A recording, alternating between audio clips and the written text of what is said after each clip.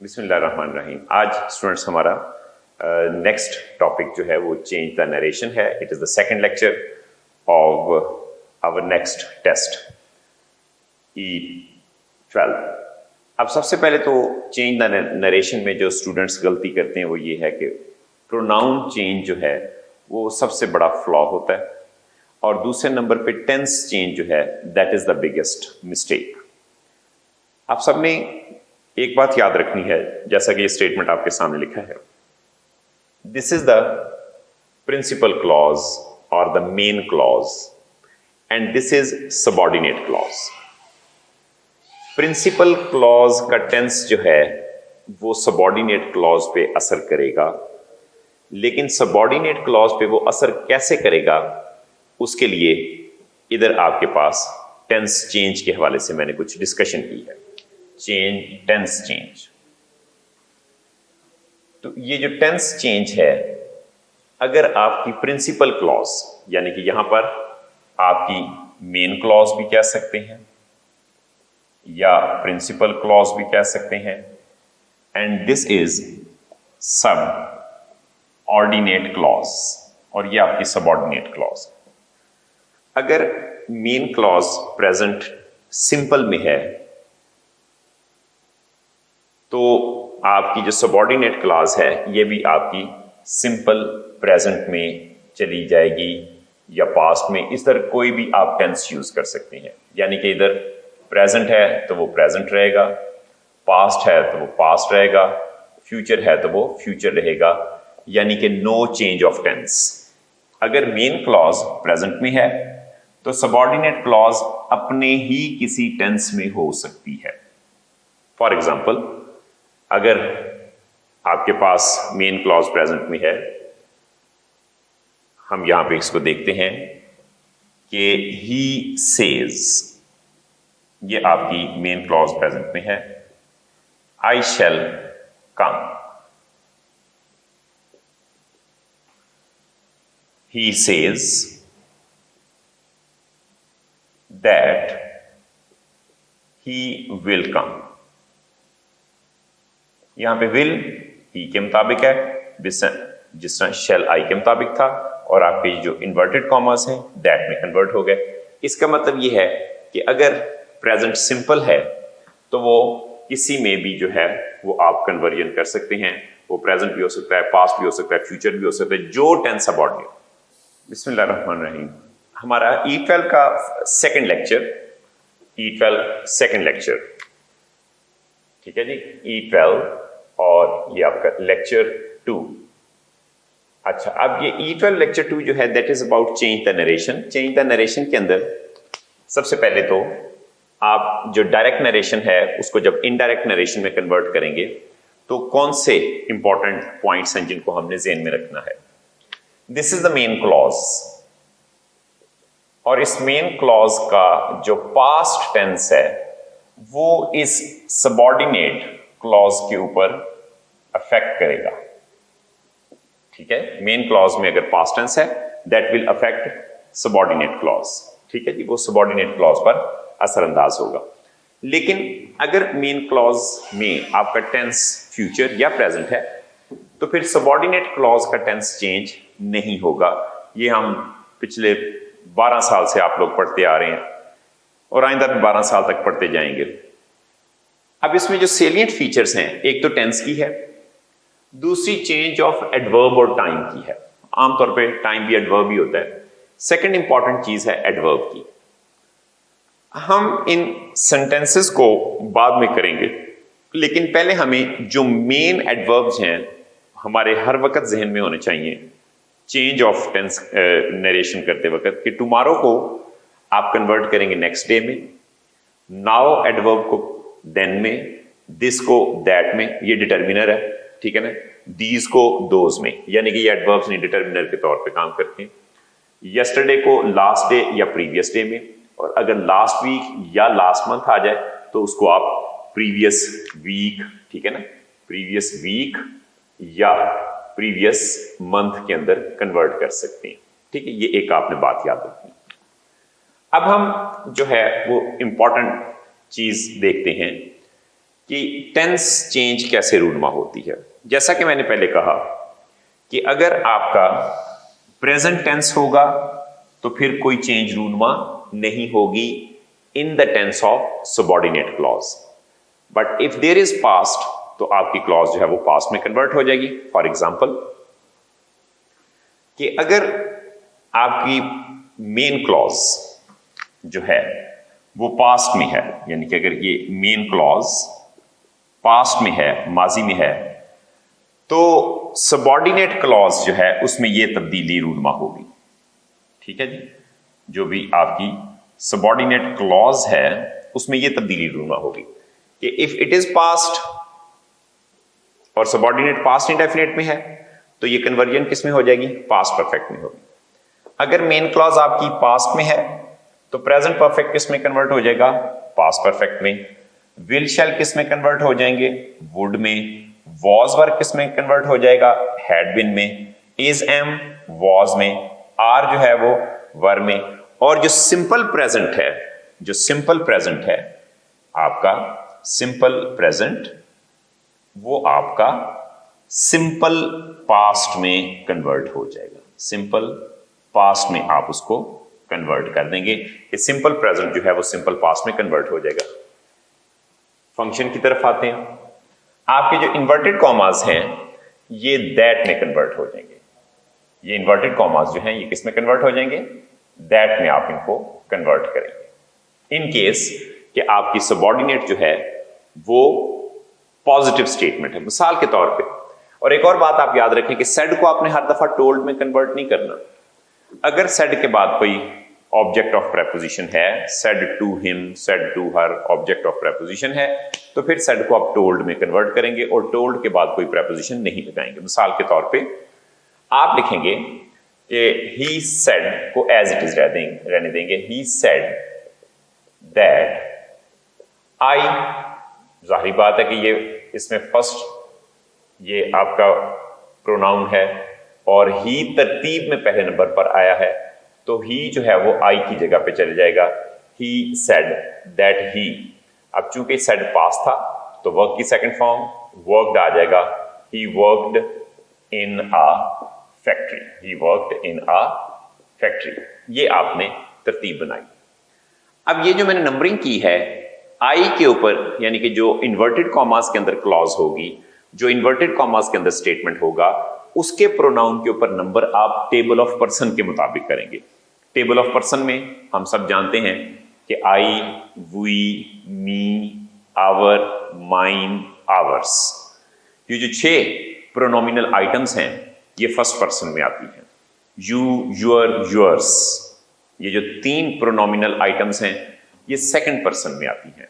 He, she, it और कोई भी noun, him, her, his, its, they, them, theirs, ये जो आपकी थर्ड पर्सन में आइटम्स हैं, डेफिनेटली ये टेबल ऑफ पर्सन के मुताबिक नंबरिंग की गई है। तो ये जो प्रोनोमिनल आइटम्स हैं he, she, it, them, they, theirs, its और कोई भी नाउन जो है ये थर्ड पर्सन में कंसिडर किए जाते हैं। जब भी आप नंबरिंग करें, लेट्स से अपने आप को गलती से बचाने के लिए, तो इन्वर्टेड कॉमास के बाहर जो नंबर आप लगाएंगे वो तरतीब के मुताबिक है। मसलन ही पहले नंबर पे आया था, मैंने ही लगा दिया। अगर कोई और होता तो फिर उसी के मुताबिक लगाते। लेकिन अगर इन्वर्टेड कॉमास में प्रोनाउन या नाउन आ जाएं तो उनको आप टेबल ऑफ पर्सन के मुताबिक नंबरिंग करेंगे। बाहर अरेंजमेंट के मुताबिक और ये टेबल ऑफ पर्सन के मुताबिक नंबरिंग होगी। नेक्स्ट करते हैं दे सेड। अब दे पे हम पहला नंबर इसलिए लगाएंगे क्योंकि ये पहले नंबर पे आया, लेकिन वी पे जो हम नंबर लगाएंगे वो टेबल ऑफ पर्सन में वी जो है दैट इज फर्स्ट पर्सन। अब जो फर्स्ट पर्सन है वो फर्स्ट पर्सन की जगह पे आ जाएगा। एक बात। दूसरी बात है कि केसेस को देखना है। अगर वर्ब आ जाए तो वर्ब से पहले हमेशा सब्जेक्टिव केस होगा और वर्ब के बाद ऑब्जेक्टिव केस है। इसका मतलब ये है कि दे आपका कौन सा केस है, subjective case. They is a subjective case, बिल्कुल ठीक। क्यों, कैसे पता चला, वर्ब से पहले था। We is also subjective case और वी जो है ये भी एक सब्जेक्टिव केस है। तो सिंक्रोनाइज होगा सब्जेक्टिव केस के साथ और नंबरिंग की वजह से। अब दे जो है that will be placed at the place of we, said ही रहेगा। फॉर एग्जाम्पल दे सेड, उन्होंने कहा, इन्वर्टेड कॉमास में दैट आ जाएगा, दैट, दे। अब पहले पास्ट है, ये पास्ट है, इसका मतलब ये है कि जो हमने पास्ट था तो आर का पास्ट क्या होगा, वर, गोइंग टू कॉलेज, बाकी आपकी कोई भी तरतीब खराब नहीं होगी, going to college, simple is that. उसके बाद the teacher said to the student. अब टीचर जो है इस पे हम नंबर 1 लगाएंगे, और क्या है, स्टूडेंट नाउन आ जाए या प्रोनाउन आ जाए, इस पे नंबर 2 लगाएंगे। अच्छा, टीचर भी, टीचर का प्रोनाउन क्या होता है, ही, और स्टूडेंट का प्रोनाउन भी ही हो सकता है, हर हो सकता है। टीचर का प्रोनाउन भी ही हो सकता है या हर हो सकता है। तो ये आपके ज़हन में होना चाहिए कि जो नाउन है उनके प्रोनाउन भी क्या हो सकते हैं। ये नंबरिंग आपने तरतीब के मुताबिक कर दी कि टीचर नंबर 1 था, उस पर पहले स्टूडेंट दूसरे नंबर पे है, सेकंड लगा दिया। अरेंजमेंट, ये जो लीनियर सीक्वेंस है लैंग्वेज का, उसके हवाले से बात करो। यू जो है ये, अब इस पे हम एक नंबर नहीं लगाएंगे, इट विल बी मिस्टेक। हम इसके ऊपर नंबर 2 लगाएंगे। क्यों? क्योंकि टेबल ऑफ पर्सन में ये सेकंड पर्सन है। अब यहां पर एक स्टूडेंट है, द स्टूडेंट्स अगर मैं लिखता तो दे होता इसका प्रोनाउन। अब एक स्टूडेंट है तो मैं यहां पर स्टूडेंट जो है वो लिख देता हूं, लेट्स से द टीचर। अब सेड टू किस में जाएगा? अब ये सेड टू टोल्ड में इसलिए जाएगा कि this is object of preposition. The teacher told the student, the teacher told the student. उस्ताद ने तालिब इल्म को बताया। इन्वर्टेड कॉमास किस में कन्वर्ट हो जाएंगे? दैट द स्टूडेंट, ठीक है, स्टूडेंट यू की जगह पे आ जाएंगे, दैट द स्टूडेंट, ठीक है ना। अब सेड है तो क्या आ जाएगा? Were not studying. अब मैंने स्टूडेंट को ही इसलिए नहीं लिखा कि टीचर भी ही है और हो भी सकता है, स्टूडेंट भी ही है।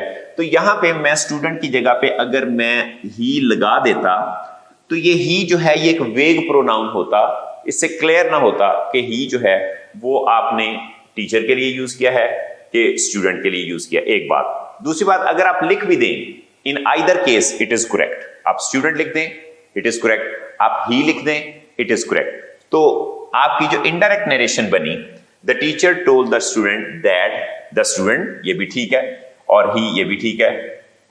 अब चूंकि एक स्टूडेंट है, अब आर जो है उसके मुताबिक हमने इसको वर तो कर दिया, लेकिन चूंकि स्टूडेंट एक है तो अब ये वर किस में कन्वर्ट हो जाएगा? वॉज में कन्वर्ट हो जाएगा।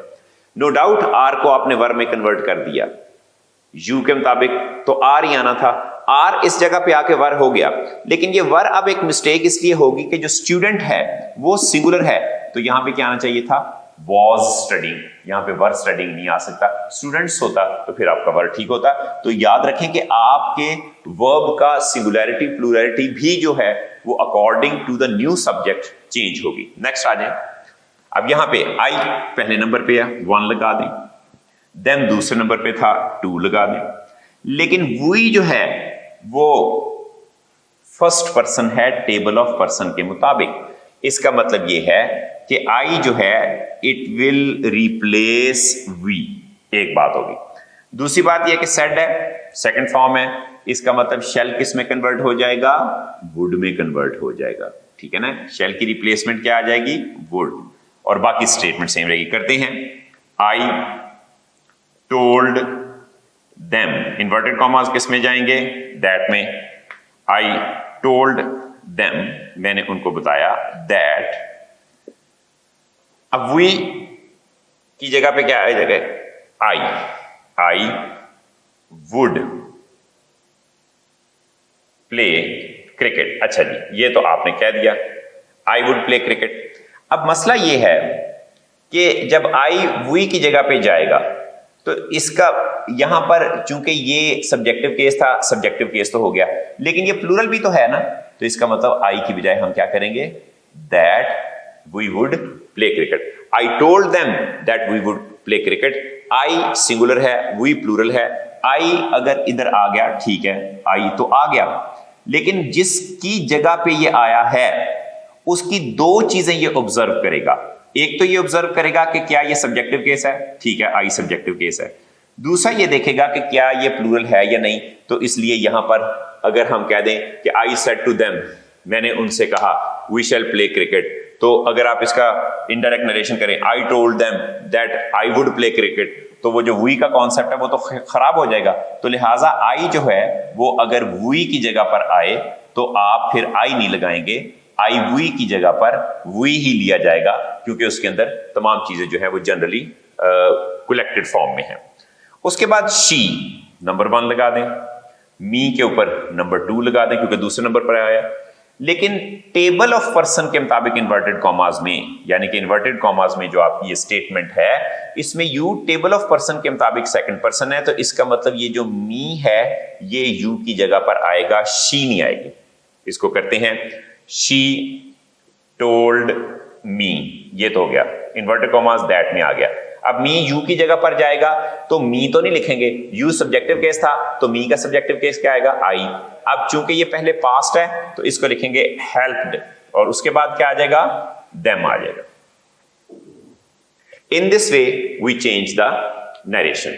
नंबर नेक्स्ट है कि जैसे मैंने पहले कहा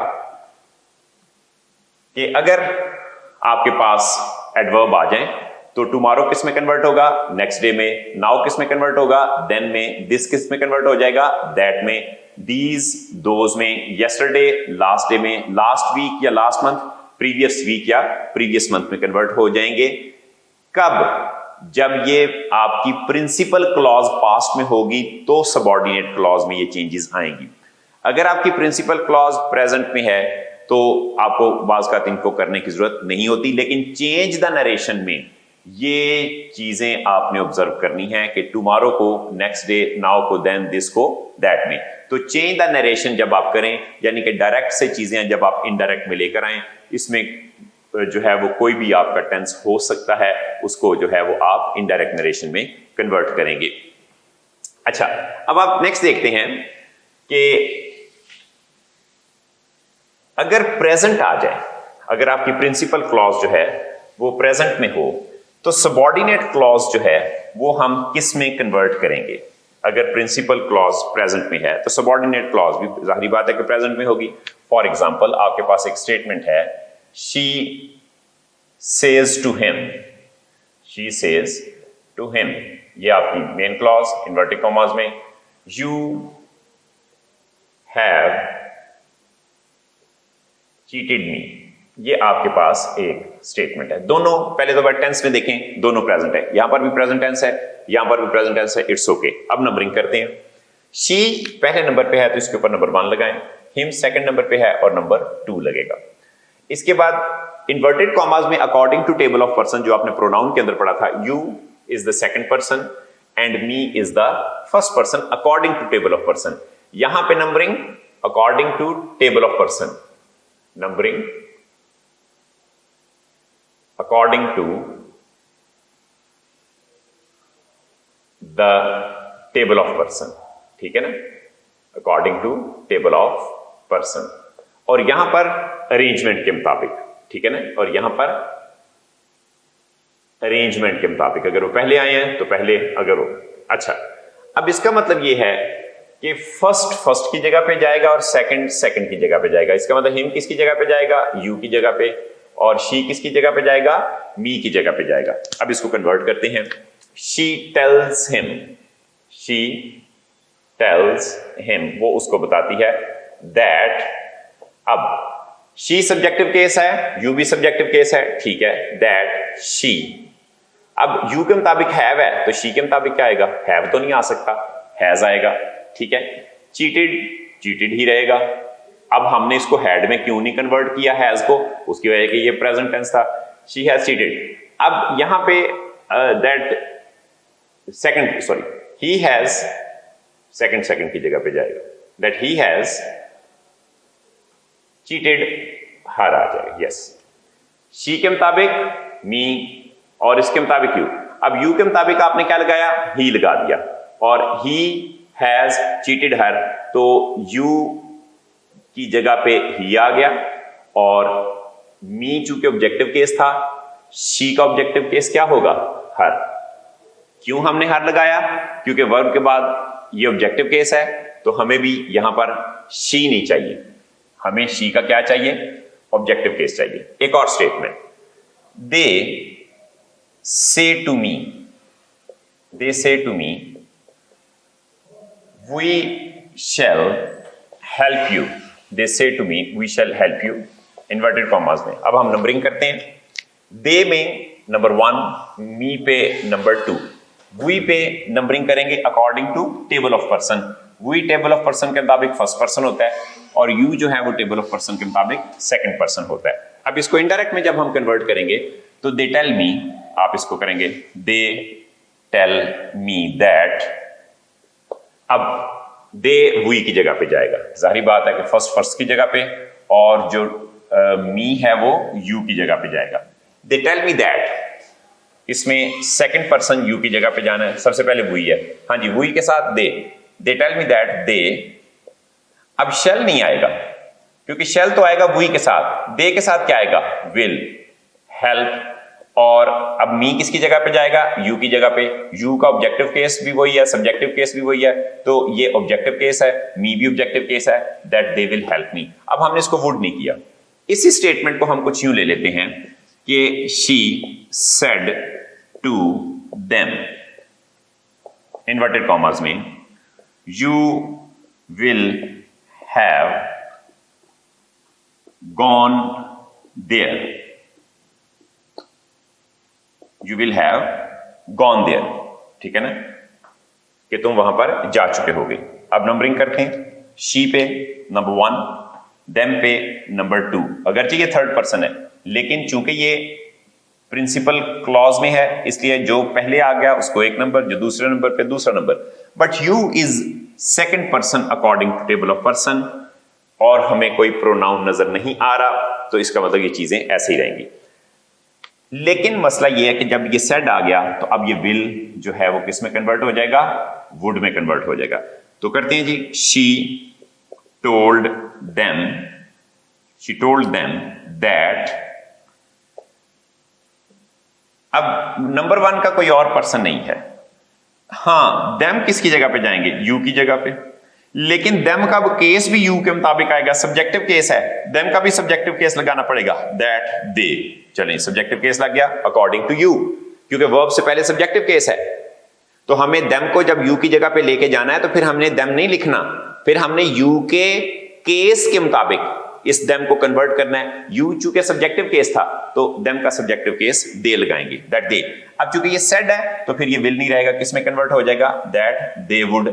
और आप सबको पता है कि मॉडल ऑक्सिलरी के बाद अगर कोई भी वर्ब आ जाए तो वो फर्स्ट फॉर्म में होता है, that they would have gone there, और इसमें कोई चेंज जो है वो रूनुमा नहीं होगी। इन द सेम वे हम एक और एक एक्सप्रेशन करते हैं कि अगर फ्यूचर आ जाए प्रिंसिपल क्लॉज में, ठीक है ना, आई शैल से टू देम, आई शैल से टू देम, मैं उनको बताऊंगा। अच्छा, जो आप कहेंगे वो इन्वर्टेड कॉमास में, You have wasted my time. You have wasted my time. Okay जी, अब नंबरिंग करें। मेन क्लॉज में आई पहले नंबर पे था, फर्स्ट, देम दूसरे नंबर पे है, second. You is the second person, आप सेकंड लगा दो। माई इज द फर्स्ट पर्सन, आप फर्स्ट लगा दो। अब ये आपने शेल कहा, तो इसका मतलब ये है कि अब टेंस चेंज नहीं होगी, प्रोनाउन चेंज होंगे। सबऑर्डिनेट क्लॉज का जो टेंस है, it would remain as it is, unless कि अगर यहां पर सब्जेक्ट चेंज होता है तो फिर आप हैव या हैज में चेंज लेकर आएंगे। For example, I shall tell them, I shall tell them. अब ये इन्वर्टेड कॉमास आ गए, दैट। अब देम किसकी जगह पे जा रहा है? देम किसकी जगह पे जा रहा है? यू की जगह पे जा रहा है। यू कौन सा केस है? सब्जेक्टिव केस है। इसका मतलब देम का भी हमें कौन सा केस चाहिए होगा? सब्जेक्टिव केस होगा। I shall tell them that they have wasted, that they have wasted. अब आई ने किसकी जगह पे जाना है? 1 की जगह पे, तो आई अगर 1 की जगह पे जाता है तो आई का हमें पोजेसिव एडजेक्टिव चाहिए। तो आई यहां से ट्रैवल करते करते करते करते जब इस जगह पर पहुंचा तो पहले ही माई मौजूद था, आई का होता ही पोजेसिव एडजेक्टिव माई है, तो हमें कोई चेंज करने की जरूरत नहीं, ठीक है ना, कि I shall tell them that they have wasted my time. तो अब यहां पर कोई चेंज रूनमा नहीं होगी क्योंकि आई का पोजेसिव एडजेक्टिव माई होगा। तो एक दफा फिर सुन लें कि आपने प्रिंसिपल क्लॉज में जो आपकी मेन क्लॉज है उसके अंदर जो नंबरिंग करनी है वो तरतीब के मुताबिक है। जो प्रोनाउन या नाउन पहले नंबर पे आ जाए उसको 1 नंबर दे दें, जो दूसरे पे आए दूसरा दे दें, अगर रेयरली थर्ड आ जाए तो 3, फोर्थ तो होगा कोई नहीं। लेकिन जब हम इन्वर्टेड कॉमास के अंदर जो स्टेटमेंट है उसकी बात करेंगे तो उस स्टेटमेंट में आपने टेबल ऑफ पर्सन के मुताबिक प्रोनाउन के ऊपर नंबरिंग करनी है। आई रिपीट कि जिस तरह आप देखें टेबल ऑफ पर्सन के मुताबिक वी फर्स्ट पर्सन था, टेबल ऑफ पर्सन के मुताबिक यू सेकंड पर्सन था, अगरचे वो इन्वर्टेड कॉमास में पहले नंबर पे आए हैं लेकिन उन्होंने अपनी नंबरिंग जो है वो according to table of pronoun जो है उसके मुताबिक किया है। इस तरह यू सेकंड पर्सन पहले नंबर पे अगरचे आए लेकिन सेकंड पर्सन आपने लगाया। दूसरी बात आप ये देखेंगे कि टेंस मेन क्लॉज में अगर तो प्रेजेंट या फ्यूचर है तो फिर आपकी सबऑर्डिनेट क्लॉज में टेंस चेंज नहीं होगी, जो उसका टेंस है वो ही रहेगा। फ्यूचर है तो फ्यूचर रहेगा, पास्ट है तो पास्ट रहेगा, प्रेजेंट है तो प्रेजेंट है। हाँ, स्लाइट चेंज इस सेंस में हो सकती है कि जब रिप्लेसमेंट होगी किसी प्रोनाउन की तो अगर वो सिंगुलर है तो वो सिंगुलर आ जाएगा, अगर वो प्लूरल है तो वो प्लूरल आ जाएगा, या विल शेल की चेंज है कि आई और वी के साथ हम जो है वो शेल लगाएंगे और बाकी रेस्ट ऑफ जितने भी आपके सब्जेक्ट वर्ड्स हैं उनके साथ हम विल लगाएंगे। तो ये तो था हमारी चेंज जो है प्रोनाउन के हवाले से। दूसरी बात ये बात याद रखनी है कि से को कभी टेल में ना कन्वर्ट करें unless there is an object of preposition after it, क्योंकि टेल आपका ट्रांजिटिव वर्ब है और हमें ट्रांजिटिव वर्ब के लिए जो है वो हमेशा एक अदद ऑब्जेक्ट की जरूरत होती है, और से चूंकि इंट्रांजिटिव है हमें उसके बाद प्रेपोजिशन लगा के कोई जो है वो वर्ड लगाना पड़ता है, और वो से का ऑब्जेक्ट नहीं होता, वो ऑब्जेक्ट किसका होता है? प्रेपोजिशन का। फॉर एग्जांपल अगर आप मुझसे पूछें कि से ये सब्जेक्ट है, ये वर्ब है, तो टू मी क्या है? टू मी जो है ये this me is object of preposition. तो से के बाद ऑब्जेक्ट ऑफ प्रेपोजिशन तो लगेगा, लेकिन ये मी प्रेपोजिशन का ऑब्जेक्ट है, ये मी से का ऑब्जेक्ट नहीं है। नेक्स्ट स्टूडेंट, अब हम चेंज ऑफ नरेशन है इंट्रोगेटिव की, मतलब अगर आपका डिपेंडेंट क्लॉज यानी कि सबऑर्डिनेट क्लॉज अगर इंट्रोगेटिव है तो हम उसके साथ क्या सलूक करेंगे। फॉर एग्जांपल सबसे पहली बात तो ये है कि अगर आपके पास है कि statement she said to him, past आ गया, एक तो ये बात है। इन्वर्टेड कॉमास में are you wasting your time, are you wasting your time and one. अब इस पे शी पे नंबर 1 लगाएंगे, हिम पे आप नंबर 2 लगाएंगे, यू चूंकि सेकंड पर्सन था हम सेकंड ही लगाएंगे, और यूर भी चूंकि सेकंड पर्सन है हम सेकंड ही लगाएंगे। अब इसमें 2-3 चीजों का आपने ख्याल रखना है कि पहली बात तो ये कि जो आपके ये जो इन्वर्टेड कॉमास हैं ये इफ में कन्वर्ट हो जाएंगे, they are converted into if, आप इनको इफ में कन्वर्ट करेंगे। और जब आप इनडायरेक्ट नरेशन में यहां पे आपका जो HV हेल्पिंग वर्ब है that has taken place before subject, लेकिन इनडायरेक्ट नरेशन में ये आपका हेल्पिंग वर्ब जो है वो आफ्टर द सब्जेक्ट वर्ड चला जाएगा, इसको करते हैं। और इनडायरेक्ट नरेशन में फिर आपका ये जो साइन ऑफ इंटेरोगेशन है ये भी खत्म हो जाएगा। सेड टू जो है वो कन्वर्ट होगा आस्क्ड में, इंक्वायर्ड या आस्क्ड, दोनों में से कोई अकॉर्डिंग टू द कॉन्टेक्स्ट आपका वर्ड हो सकता है। तो स्टेटमेंट है शी आस्क्ड हिम, उसने उससे पूछा, शी आस्क्ड हिम, उसने उससे पूछा, इन्वर्टेड कॉमा में इफ। अब है असल काम ये चेंजिंग की।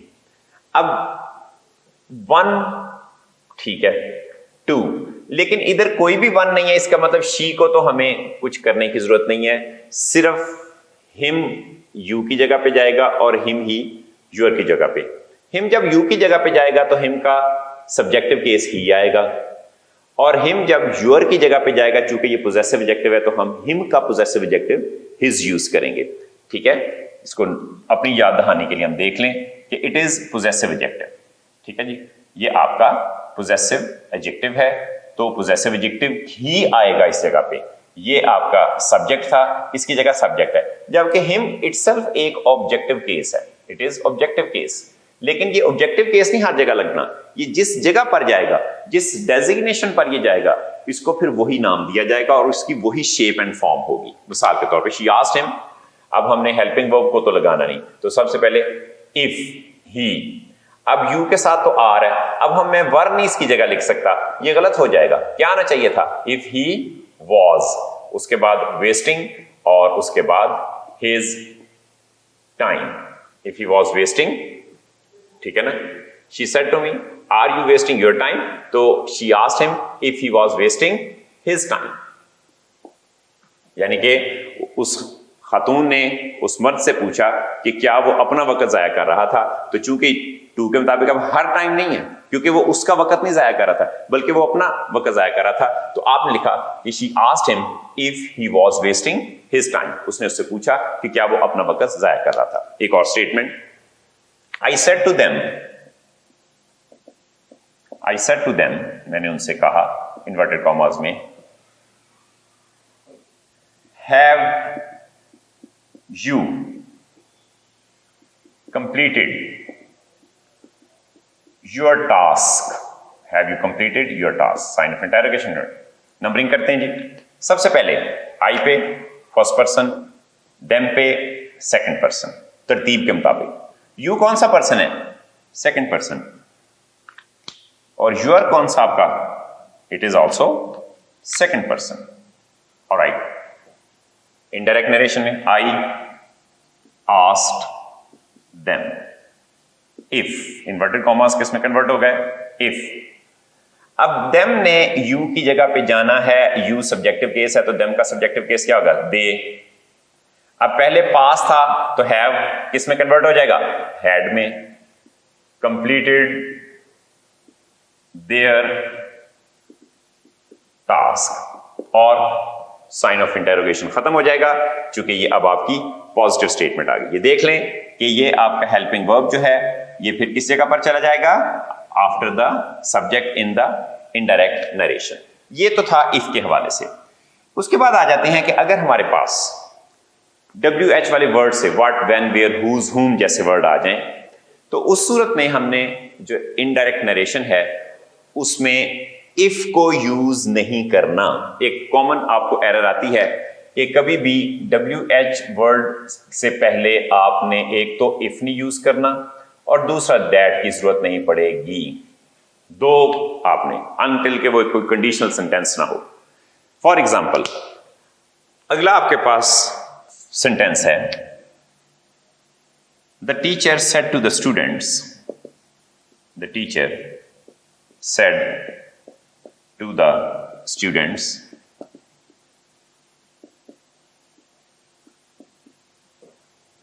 what have you done? What have you done? Now interrogative and inverted commas close. Numbering, teacher पहले नंबर पे आ गया, नंबर 1, स्टूडेंट नंबर 2, और यू जो है it is second person according to, तो इसका मतलब जो भी बात होगी वो किसके हवाले से होगी? स्टूडेंट्स के हवाले से होगी। स्टूडेंट्स जमा है, इनका प्रोनाउन दे आपके ज़हन में हर वक्त होना चाहिए। फॉर एग्जाम्पल, अब इसको इनडायरेक्ट में कन्वर्ट करते हैं, सवालिया फिक्रा है, तो सेड टू किस में कन्वर्ट हो जाएगा? डेफिनेटली आस्क में कन्वर्ट हो जाएगा। The teacher asked the students, the teacher asked the students. अब हमें इन्वर्टेड कॉमास को इफ में कन्वर्ट करने की अब जरूरत नहीं, क्योंकि व्हाट आ गया। व्हाट, अब स्टूडेंट्स अगर यू की जगह में व्हाट, स्टूडेंट्स, हैव किस में जाएगा? हैड और डन। एक तो ये डायरेक्ट आपने कर दिया, लेकिन हमें रिडंडेंसी अवॉइड करने के लिए, रेपिटेशन अवॉइड करने के लिए अब यहां पर द स्टूडेंट्स नहीं लिखना, बल्कि हमें स्टूडेंट्स का क्या लिखना है? प्रोनाउन लिखना है, what they had done. The teacher asked the students what they had done. एक और statement, I said to him, I said to him, inverted commas, where are you going? Where are you going? ये आपका एक statement है. I said to them, where are you going? Numbering करते हैं. I पे number 1 जो कि पहले नंबर पे है, him पे नंबर 2 सेकंड नंबर पे है. You टेबल ऑफ पर्सन के मुताबिक कौन सा पर्सन है? सेकंड पर्सन है. अब इसको हम करते हैं. I asked him where. अब हिम किसकी जगह पे जा रहा है जनाब? यू की जगह पे जा रहा है. तो अब ये सब्जेक्टिव केस है, तो हिम का subjective case where he. You के मुताबिक तो आर आया, लेकिन अब ही के मुताबिक मैं वर नहीं लिख सकता. क्या लिखूंगा? Was. Where he was going. यानी कि आपने टेंस को तो चेंज करना है, लेकिन टेंस चेंज करते वक्त जो आपका हेल्पिंग वर्ब है वो आपने देखना है कि अगर आपका सब्जेक्ट सिंगुलर है तो हेल्पिंग वर्ब की सिंगुलैरिटी का भी ख्याल रखना है और प्लूरैलिटी का भी ख्याल रखना है. तो WH वाले वर्ड आने की सूरत में आपको इफ लिखने की जरूरत नहीं है. ओके, नेक्स्ट हमारे पास कुछ ऐसे एक्सप्रेशंस आ जाते हैं कि जिनके अंदर आपकी इंटरजेक्शंस यूज होती हैं. याद रखें कि जितने भी इंटरजेक्शंस हैं, ये आपने एक जहन में याद रखें बात कि इंटरजेक्शंस जितनी भी हैं they are equivalent to adverbs. ठीक है ना? Interjections are adverbial. ठीक है ना? हुर्रा, अलास, ये सारे के सारे इनकी इक्विवेलेंस जो है वो एडवर्ब के मुताबिक होती है. ये आपके एक्शन के मैनर को कॉमनली जो है वो बयान कर रही होती हैं, स्टाइल को बयान कर रही होती हैं. अब देखते हैं कि इंटरजेक्शंस आने की सूरत में हमने जो इंटरजेक्शन है इसको कहां पे लेके जाना है. मिसाल के तौर पर, my friends said to me.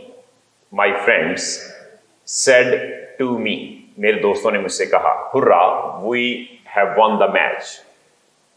Hurrah we have won the match. ये आपके सामने एक स्टेटमेंट है और ये हुर्रा. अब यहां पे ये जो हुर्रा है it definitely affects this verb. याद रखिए, ठीक है ना? और चूंकि ये मैनर को शो करता है, कौन सा है?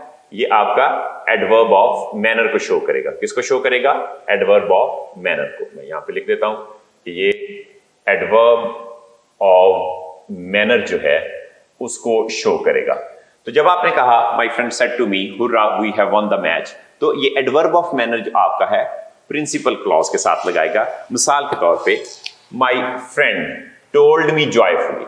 ठीक है ना? My friends told me. Happily कह दें, जॉयफुली कह दें. तो इसका मतलब यह है कि ये जो हुर्रा था ये किस में कन्वर्ट हो गया? हैप्पीली में कन्वर्ट हो गया. माई फ्रेंड्स टोल्ड मी हैप्पीली. मैंने पहले कह दिया कि आपकी जितनी भी इंटरजेक्शंस हैं they are equivalent to adverb. तो my friends told me happily that. ठीक है जी. उसके बाद अब नंबरिंग पे आ जाए. माई फ्रेंड पहले नंबर पे आ गया. इसमें माई के मुताबिक नहीं, नाउन के मुताबिक नंबरिंग करनी है. माई फ्रेंड्स इसका मतलब नंबर 1 और मी क्या हो गया? नंबर 2. अब वी जो है उसमें आप नंबर 1 लेंगे. और अब यहां पे जो हमें प्रोनाउन नजर आ रहा है, ठीक है ना, वो तो अगरचे माई है, लेकिन असल में हमेशा वैल्यू जो है वो किसकी होगी? प्रिंसिपल क्लॉज में नाउन की होगी. माई फ्रेंड कौन है? असल में माई फ्रेंड का प्रोनाउन क्या होगा? माई फ्रेंड का प्रोनाउन हमेशा क्या होगा? दे. यानी कि माई फ्रेंड का प्रोनाउन वी नहीं होगा, माई फ्रेंड का प्रोनाउन क्या होगा? दे. तो आपके जहन में नाउन का प्रोनाउन याद होना. याद रखें कि जब किसी भी नाउन के साथ कोई एडजेक्टिव होता है तो वो एक नॉमिनल फ्रेज होती, नाउन फ्रेज होती है, वो एडजेक्टिव फ्रेज नहीं होती. क्योंकि एडजेक्टिव की वैल्यू नाउन से कम है.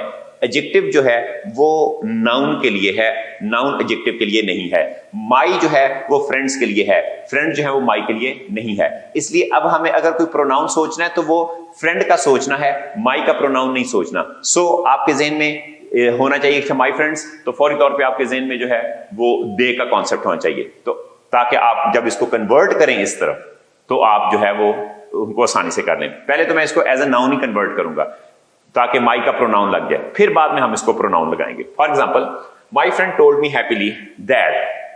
चलें, अगर हम माई के मुताबिक भी कि my friend told me that my friends, चलो माई फ्रेंड को इस तरह ही आ जाएगा, माई फ्रेंड्स। वैसे भी इसमें माई ही रहना था क्योंकि यहाँ पे वही है, तो अगर आप माई के मुताबिक भी करें तो माई के मुताबिक क्या आ जाएगा, वही, ठीक है ना। माई के मुताबिक क्या आएगा, वही आएगा। तो फिर आपने माई फ्रेंड, अब हैव की जगह पे क्या आ जाएगा, हैड, वन ही रहेगा, द मैच। अब मसला यहां पे करेक्शन का ये आ जाएगा कि जब आपने एक दफा लिखा कि माई friends told me happily that my friends one the match, तो ये रिडंडेंट हो जाएगा, ओवर स्ट्रेस्ड हो जाएगा। इसलिए हम इस रिडंडेंसी को खत्म करने के लिए माई फ्रेंड का प्रोनाउन, ये मैंने दे लिखा हुआ था, वो आप लिखेंगे that they had one the match. Understood है, ये दे प्रोनाउन किसका है, माई फ्रेंड्स का है। ये दे प्रोनाउन किसका है, माई फ्रेंड्स का है। दोबारा से देख लें कि अगर आपने माई फ्रेंड को ही कन्वर्ट करना है, यानी कि माई फ्रेंड को चेंज नहीं करना, तो फिर ये माई जो है वन है, तो इसके मुताबिक वही के मुताबिक आ जाएगा। अगर आप कहेंगे जी प्रोनाउन है, तो प्रोनाउन आपका किसके मुताबिक होगा, दे के मुताबिक, यानी कि फ्रेंड्स के मुताबिक है कि माई फ्रेंड को आपने रिपीट नहीं करना, माई फ्रेंड्स को हम खत्म कर देंगे और उसकी जगह पे माई फ्रेंड के लिए जो भी प्रोनाउन है वो यूज करेंगे। जाहिर बात है कि नाउन की वर्थ ज्यादा होती है, ये प्लूरल नाउन था, तो हमें इस प्लूरल नाउन का जो प्लूरल प्रोनाउन सब्जेक्टिव केस है दे रिक्वायर्ड था, वो हमने लिख लिया। इसी तरह नंबर नेक्स्ट देखते हैं कि हुर्रा में शी सेड टू हिम, उसने उससे कहा, क्या कहा, alas I lost my bag, I lost my bag. जब आपने कहा कि alas I lost my bag, अब नंबरिंग की तरफ आ जाते हैं। शी पे नंबर 1, हिम पे नंबर 2 होगा, आई पे नंबर 1 टेबल ऑफ पर्सन मुताबिक, माई पे भी आप नंबर 1 करेंगे। इसका मतलब यह है कि जो भी इधर चेंजेस आएंगी वो नंबर 1 के मुताबिक आएंगी, चाहे वो सब्जेक्टिव केस है चाहे वो पोजेसिव एडजेक्टिव है। फॉर एग्जांपल अब अलास जो है ये बराबर है सॉरोफुली के। मैंने जैसे पहले कहा कि your interjections are equivalent to adverb of manners, ये कॉमनली एडवर्ब ऑफ मैनर्स होते हैं, ठीक है ना, बल्कि मैं लिख ही देता हूं कि ये एडवर्ब ऑफ मैनर्स हैं। तो ये सारे मैनर्स को जो है वो बयान करेंगे क्योंकि इसका ताल्लुक एक्शन से है। तो शी सेड, तो किसमें कन्वर्ट होगा, शी टोल्ड हिम, ये आपने लिख दिया। कैसे बताया, अलास करके। अलास का मतलब क्या है, sorrowfully. She told him sorrowfully that. अब ये शी के मुताबिक आई कन्वर्ट होगा, तो क्या हो जाएगा, दैट शी हो गया। अब lost is the second form, तो हमने ये पढ़ा था कि अगर पास्ट पहले हो और बाद में पास्ट इंडेफिनिट हो, तो जो दूसरा पास्ट इंडेफिनिट है वो किस में कन्वर्ट हो जाएगा, पास्ट परफेक्ट में कन्वर्ट होगा, दैट शी हैड लॉस्ट। और इसी के मुताबिक शी का पोजेसिव एडजेक्टिव क्या होगा, her bag, that she had lost her bag. तो शी के मुताबिक आपका ये और शी के मुताबिक आपका ये चेंज होगा। तो शी का जो पोजेसिव एडजेक्टिव है वो क्या होगा, हर। तो माई की जगह पे आपने क्या लगा दिया, हर। तो शी का पोजेसिव एडजेक्टिव आप हर लगा देंगे। समटाइम्स ऐसा होता है कि आपकी एक पूरी स्टेटमेंट इंटरजेक्शन होती है, द होल स्टेटमेंट इंटरजेक्शन है जो कि किसी खास फीलिंग को बयान करती है। Example, he said what a beautiful sight it is, what a beautiful sight it is, और एक्सक्लेमेटरी साइन एंड में आ गया। अब what a beautiful sight it is जब आपने किया तो इसके अंदर आपका जो it is a beautiful sight, what a beautiful sight is equal to it is a very beautiful sight, ठीक है। लेकिन चूंकि आपने एडवर्ब शुरू व्हाट अ ब्यूटीफुल, ठीक है ना, साइट, व्हाट अ ब्यूटीफुल एक पूरी एडजेक्टिव किसके लिए, साइट नाउन के लिए, ये आपका सब्जेक्ट और ये इज, तो असल में ये आपका क्या था, ऑब्जेक्ट था। ऑब्जेक्ट पूरे का पूरा आपने बाहर लगा दिया। इस तरह के फिक्रों को कन्वर्ट करने के लिए एक जब भी व्हाट अ ब्यूटीफुल कहेंगे तो इसका मतलब ये है कि जॉयफुली कहेंगे, सरप्राइजिंगली कहेंगे, अमेजिंगली कहेंगे। ये इन्फ्रेंस आपने कॉन्टेक्स्ट से डिराइव करनी है, यानी कि यहां पर जो हिडन एडवर्ब है वो adverb you will squeeze out of the main statement. तो क्या करेंगे, हम कहेंगे कि ही एक्सक्लेम्ड, जाहिर बात है कि उसने, ठीक है ना, एक्सक्लेम कर दें। आप टोल्ड की जगह पे भी एक्सक्लेम्ड का वर्ड लगा सकते हैं, लेकिन बाज का हर दफा एक्सक्लेम्ड लगाने की जरूरत नहीं होती, ठीक है ना। टोल्ड मी हैप्पीली, इधर एक्सक्लेम करने की जरूरत ही नहीं है। बाज का तो उसने अगर खुशी की बात बताई है तो चीख चीख के थोड़ी बताई है, बात का बंदा खुशी की बात नॉर्मली भी बता सकता है, तो इस पे कोई मुतासब या प्रेजुडिस्ड होने की जरूरत नहीं है। टोल्ड लिख दें, एक्सक्लेम लिख दें। जब आपने कहा कि टोल्ड मी हैप्पीली, तो exclaimed me happily you can write, लेकिन टोल्ड के जरिए भी आपका मीनिंग कंप्लीट हो जाएगा। तो एक्सक्लेम्ड, टोल्ड, यानी कि इट इज रिप्लेसेबल एक्सक्लेम्ड, ठीक है ना। आप एक्सक्लेम का वर्ड यूज करते हैं, तो ही एक्सक्लेम्ड। अब ब्यूटीफुल है तो इसका मतलब क्या हो जाएगा, जॉयफुली, ठीक है ना। खुशी होती है ना अच्छी चीज को देख के, joyfully. That, inverted comma say that. अब आप सब्जेक्ट सबसे पहले ले आए। अब इसमें सब्जेक्ट क्या था, ये आपका सब्जेक्ट था और ये आपका वर्ब था, दैट, इट। अब ये इज नहीं रहेगा क्योंकि ये पास्ट है, तो ये किस में जाएगा, पास्ट में जाएगा। तो इट वॉज। वाटा जो है ये असल में वेरी का मतलब देगा, वाटा पूरा जो है वेरी का मतलब देगा। That it was a very beautiful site, that it was a very beautiful site. ये एक बहुत खूबसूरत मंजर था, तो ये आप इसके अंदर जो है वो बयान कर देंगे। दोबारा से सुन लें कि आपने जितने भी इंटरजेक्शंस हैं उनसे आपने एडवर्ब ऑफ मैनर डिराइव करना है। समटाइम्स आपका इंटरजेक्शन एक वर्ड हो सकता है, समटाइम वो एक फ्रेज हो सकती है, and sometimes it is a clause. और यहां पर आप देख लें कि what a beautiful sight it is a clause, ये एक पूरी क्लॉज है। तो डेफिनेटली आपने इस क्लॉज को नॉर्मल एक धीमे लहजे वाले इनडायरेक्ट नरेशन में कन्वर्ट जब करना है, तो आप कुछ चीजों को क्या करेंगे, इन्फर करेंगे, और उस इन्फ्रेंस के जरिए फिर आप अपने फिक्रे को करेक्ट करेंगे।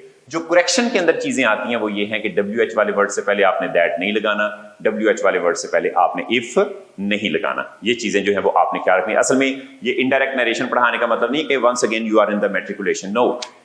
ये सिर्फ इसलिए है कि अगर आप उस जगह पर कोई करेक्शन करते हैं, आपको 4 स्टेटमेंट्स आ जाती हैं, तो उनमें आप जब कैलकुलेशन कर रहे होते हैं, आप अपने इल्म को अप्लाई कर रहे होते हैं 4 सेंटेंस में, एक करेक्ट वन की सिलेक्शन में या स्पॉट द एरर में आप उसको फाइंड आउट करने की कोशिश करते हैं, तो आपके जहन में ये स्ट्रक्चरल चेंज जो है होनी चाहिए हर हालत में, हर सूरत में। नेक्स्ट स्टूडेंट्स, हम लेट के हवाले से डिस्कशन करेंगे।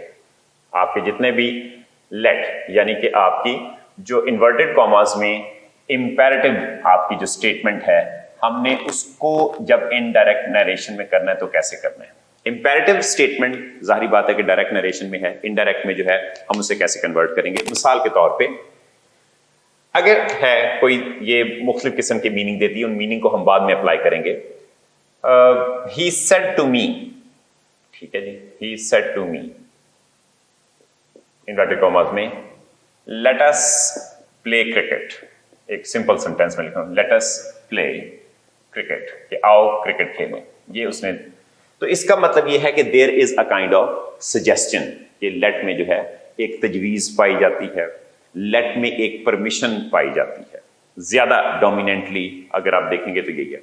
तो अब लेट में यहां पर late us play cricket, it's a kind of suggestion, ये सजेशन है। तो इसका मतलब ये है कि ये जो सेड टू है, हम इसको कन्वर्ट करेंगे ही सजेस्टेड, ठीक है ना, he suggested to me, inverted commas में दैट। अब वही मेथड कि ही पे नंबर 1, मी पे नंबर 2, और जो अस है ये according to table of person 1 है, तो ही जो है वो 1 की जगह पे तो आ जाएगा, ठीक है ना, कि दैट ही। और जो लेट है वो किस में कन्वर्ट हो जाएगा, वो शुड में कन्वर्ट हो जाएगा, ठीक है ना। लेट की जो तब्दीली है, कन्वर्जन है, वो शुड में हो जाएगी। प्रोनाउन आपका लेट के बाद तो ऑब्जेक्टिव केस आएगा, लेकिन चूंकि अब ये एक वर्ब से पहले आया तो सब्जेक्टिव केस है।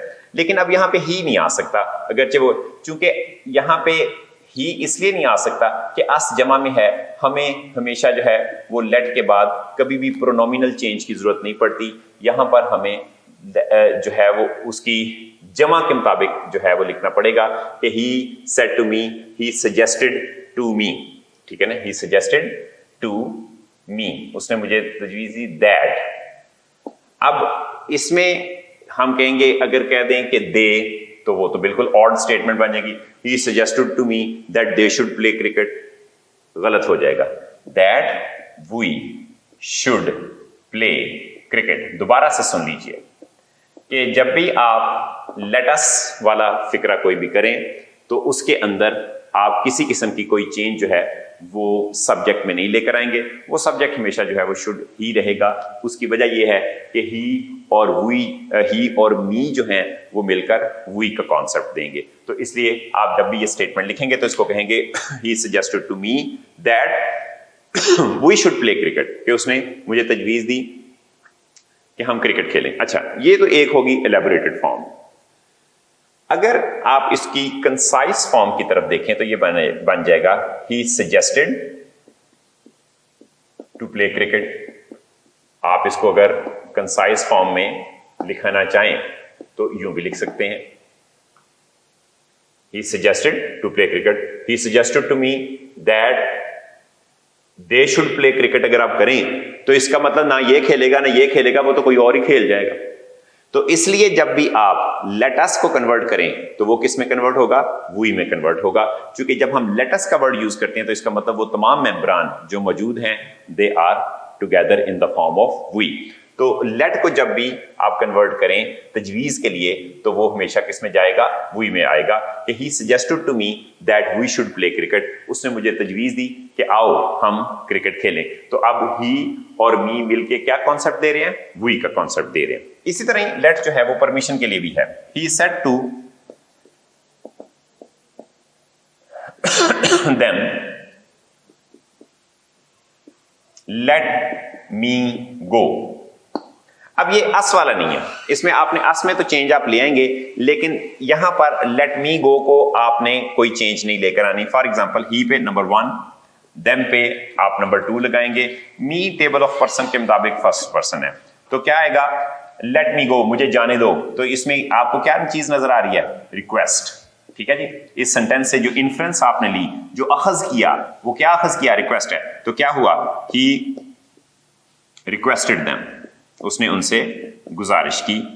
दैट, अब ही आएगा मी की जगह पे, दैट ही, और लेट जाएगा should be allowed to go. He should be allowed to go.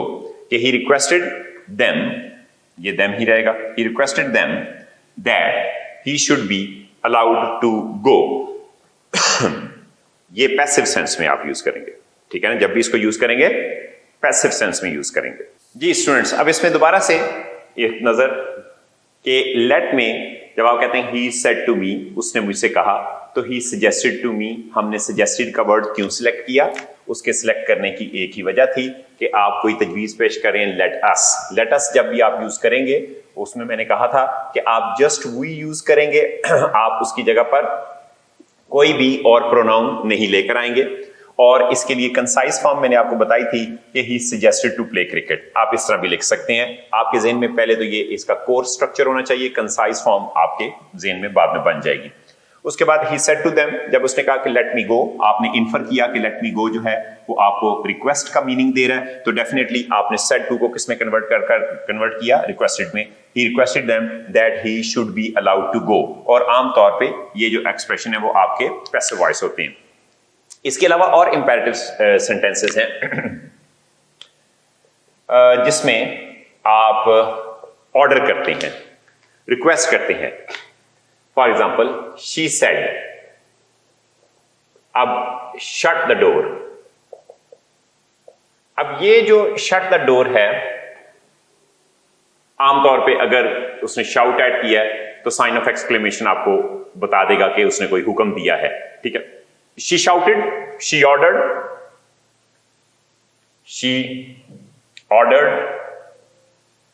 that the door be shut। वही आपने पढ़ा था, सब्जेक्ट, वर्ब और that clause as object। ठीक है ना? ये that clause as object। दूसरा इसका she ordered to shut the door, सबसे आसान तरीका, और she ordered to shut the door, कि उसने हुक्म दिया कि दरवाजा बंद कर दिया जाए। You can do it in either way, कि she ordered that the door be shut should ना लगाएं, क्योंकि शुड कब लगेगा? अगर यही वाला फिक्रा जस्ट इसी सेंटेंस को मैं करूं कि शी सेड टू मी, अब मैंने मी का इजाफा कर दिया, shut the door, shut the door, कि उसने मुझे कहा कि दरवाजा बंद, shut the door, exclamatory sign भी लगाते हैं। तो she ordered me that, inverted commas में, the door should be shut. अब ये आएगा शुड। क्यों शुड आया? क्योंकि मैंने आपको बताया था पहले जब that clause as an object verb का किया था कि मी होगा तो शुड भी होगा। अगर यहां पर मी नहीं था, यहां पर मी नहीं था, तो यहां पर शुड भी आपने नहीं लिखा। फॉर एग्जाम्पल, अगर यहां पे आपने मी नहीं लिखा तो फिर यहां पर आपने शुड भी नहीं लिखा। अगर मी है तो शुड होगा। उसकी वजह क्या है कि अगर ऑर्डर्ड, रिक्वेस्टेड, डिजायर्ड, एक्सपेक्टेड जैसे वर्ब जिनके अंदर एक इंपेरेटिव सेंस मौजूद है, अगर उनके बाद ऑब्जेक्ट ना हो तो आपकी that clause as an object काम करती है। और जब that clause as an object काम करती है तो उसके अंदर हम कोई भी शुड, वुड, मे, माइट यानी कि आपके मॉडल ऑक्सिलरीज जो है वो यूज नहीं करते। तो आप इसको किसी एक तरीके से भी जो है वो कर सकते हैं। इंपेरेटिव सेंटेंसेस के अंदर जो मोस्ट इंपॉर्टेंट एलिमेंट है वो ये है कि सेड को या सेड टू को जो कन्वर्ट आपने करना है, it all depends upon your inference from subordinate clause. ठीक है ना? फॉर एग्जाम्पल, एक और सेंटेंस है, ही said to her, अब हेल्प मी, मेरी मदद करो। अब जब हेल्प मी है तो इसका मतलब यह है कि आप इसमें ऑर्डर को नहीं निकाल सकते, तजवीज को नहीं निकाल सकते। इसका मतलब यह है कि रिक्वेस्ट है, तो क्या होगा? ही रिक्वेस्टेड हर दैट, नंबरिंग करनी है तो कर लें, ही पे नंबर 1, हर पे number 2, me table of person के मुताबिक 1 है, तो इसका मतलब यह है कि ये मी किस में कन्वर्ट हो जाएगा? ही में। That he should be helped, कि उसकी मदद की जानी चाहिए। आप ये कर सकते हैं, या he requested for her help भी कर सकते हैं, या he requested her to help him, और कंसाइज फॉर्म में he requested her to help him, He requested her to help him। अब इसका बड़ा ही आसान एक तरीका है कि आप ये जो इन्वर्टेड कॉमास हैं इनको टू में कन्वर्ट कर दें, और ये जो सेड टू है इसके मुताबिक कर लें, ये आप रिक्वेस्टेड कर लें। इस तरह भी आप कर सकते हैं। You have both the methods, this is elaborate and this is concise. ये एक्सप्लेन्ड है और ये एक आपका कंसाइज मेथड है। This is elaborate and this is concise method. ठीक है? मसलन और एक फिक्रा आपके सामने,